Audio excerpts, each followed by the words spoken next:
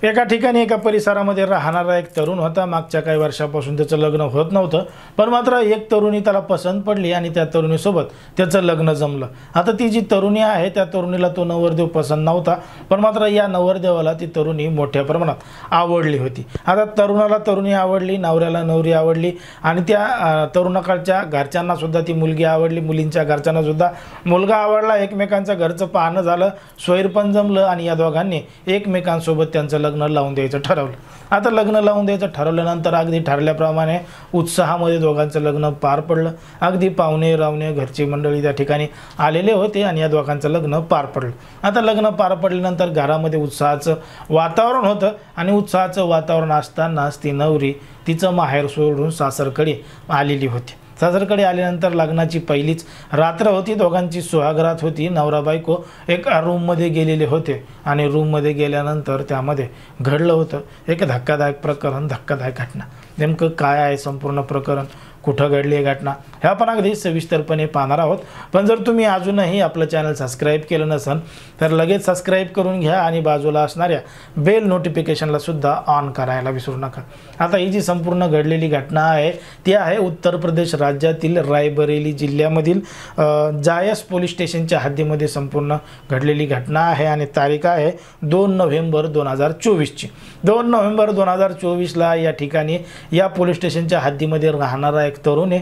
मागच्या काही वर्षापासून त्याचं लग्न जमत नव्हतं, ते अनेक मुली बघत होता पण त्याला कोणी मुलगीच देत नव्हतं। मग एक दिवस अशा पद्धतीनं त्याला एका तरुणीची सोयरी आली आणि काहीही विचारपूस न करता, जास्त मागचं पुढचं काही न पाहता त्यानं त्या तरुणीला लगेच होकार दिला आणि मुलीकडचे सुद्धा तयार झाले, मुलाकडे सुद्धा रेडी झाले। याला वाटलं मागच्या बऱ्याच वर्षापासून आपला जमाना आणि तिकडचा काय प्रॉब्लेम होता, त्यानं लगेच त्या पोराला पोरगी द्यायचं ठरवलं। अशा पद्धतीनं दोघांचं जमलं आणि जमल्यानंतर 2 नोव्हेंबरला या दोघांचं लग्न अगदी थाटामाटात उत्साहात दोघांचं लग्न लावून दिलं। आता लग्न लावून दिल्यानंतर आनंदाचं वातावरण होतं, बऱ्याच वर्षांनी लग्न झालं होतं, त्यांच्या घरामध्ये सून आलेली होती म्हणून सगळं काही लग्नासारखं वातावरण होतं। पण मात्र लग्न झाल्यानंतर त्या रात्री या दोघांची पहिलीच रात्र होती, सुहाग रात्र होती। त्यामुळं नवरा नवरी दोघंजण एका रूममध्ये गेलेले होते आणि रूममध्ये गेल्यानंतर या ठिकाणी त्यांची सुहागरात साजरी झाली आणि तो जो नवरा आहे तो मध्यरात्री अगदी सुन्न होऊन झोपी गेला।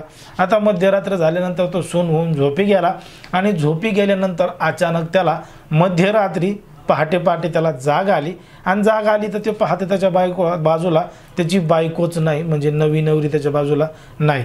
आता नवरी कुठं गेली, काय गेली, त्याला वाटलं बाथरूमला गेली असेल, कुठं गेली असेल म्हणून त्यानं 5-10 मिनटं वाट पाहिली, पण त्याला ती घरामध्ये कुठं दिसली नाही। म्हणून त्यानं त्याच्या आईवडिलांना उठवलं, घरामध्ये झोपलेल्या लोकांना उठवलं, तर ती घरामध्ये कुठत नाही म्हणून मग ते घराबाहेर गेले, गल्लीमध्ये कॉलनीमध्ये इकडे तिकडे फिरू लागले, बघू लागले कुठं गेली, पण काहीही तानपत्ता लागला नाही। मग रात्रभर त्या नव्या नवरीचा शोध या मंडळींनी घेतला, पण मात्र त्या नवरीचा काही शोध लागला नाही। सकाळ झाल्यानंतर जवळचं जायस पोलीस स्टेशन गाठलं आणि पोलीस स्टेशनमध्ये तक्रार दाखल केली, फिर्याद दाखल केली, नवरी बेपत्ता झाली म्हणून। आता नवरी बेपत्ता झाली म्हणून तक्रार दाखल केली, पण ती जी नवरी होती तिच्या घरच्यांना सुद्धा या संपूर्ण गोष्टीची कल्पना दिली। आता कल्पना दिल्यानंतर ती जी नवरी होती तिचे आईवडील कुटुंबातले लोक होते, यांना सुद्धा पोलीस स्टेशनला बोलून घेतलं आणि बोलून घेतल्यानंतर त्यांच्याकडे विचारपूस केली। आता जेव्हा त्यांना विचारपूस केली तेव्हा त्यांनी सांगितलं की त्यांची जी मुलगी आहे ती स्वतः पळून गेलेली असावी, कारण की तशी त्यांना शक्यता आहे। कारण की ते स्पष्टपणे अगोदर सांगत नव्हते, यांच्यावर ढकलत होते, पण पोलिसांनी त्यांना चांगलं विचारलं, चांगल्या पद्धतीने विचारलं तेव्हा त्यांनी सांगितलं की त्यांच्या तरुणीचं, त्यांच्या मुलीचं त्यांच्याच बाजूला राहणाऱ्या एका तरुणासोबत लफडं होतं, प्रेम प्रकरण होतं आणि या लफड्यालाच यांच्या घरच्यांचा विरोध होता।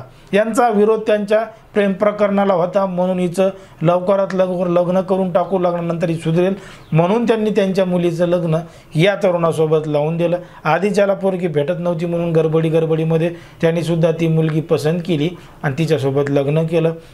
आता लग्न केल्यानंतर पहिल्याच रात्री मध्यरात्री ती त्या ठिकाणाहून पळून गेली, पसार झाली। पण मात्र तरुणीच्या आईवडिलांनी सांगितलं की त्यांच्या बाजूला राहणारा जो शेजारी तरुण आहे तो सुद्धा 3 नोव्हेंबर म्हणजे 2 तारखेपासून बेपत्ता आहे आणि ते बेपत्ता आहे, कुठं आहे, काय, त्याची काही कल्पना नाही, म्हणून ती त्याच्यासोबतच पळून गेलेली असावी अशी शक्यता त्या नवरीच्या आईवडिलांनी पोलिसांसमोर व्यक्त केलेली आहे.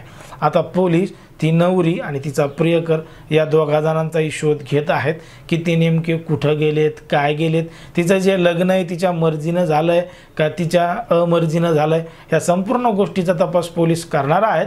पण मात्र समाजामध्ये, देशामध्ये, राज्यामध्ये कशा पद्धतीनं घडतंय, कोण कशा पद्धतीनं धोका देते, त्यामुळे लग्न करत असताना या संपूर्ण आयुष्यभराच्या गोष्टींचा विचार करत असताना कुठंतरी संपूर्ण गोष्टी तपासल्या पाहिजे, मागच्या गोष्टी पाहिल्या पाहिजे, तेव्हा कुठं अशा घटना टळू शकतात किंवा घडू शकत नाहीत असं आपल्याला एकंदरीत वाटतं. पण आता तुम्हाला काय वाटतं हे अगदी स्पष्टपणे कमेंटमध्ये सांगा आणि अशाच पद्धतीचे नवनवीन व्हिडिओ पाहण्यासाठी आपल्या चॅनलला लगेच सबस्क्राईब करून घ्या.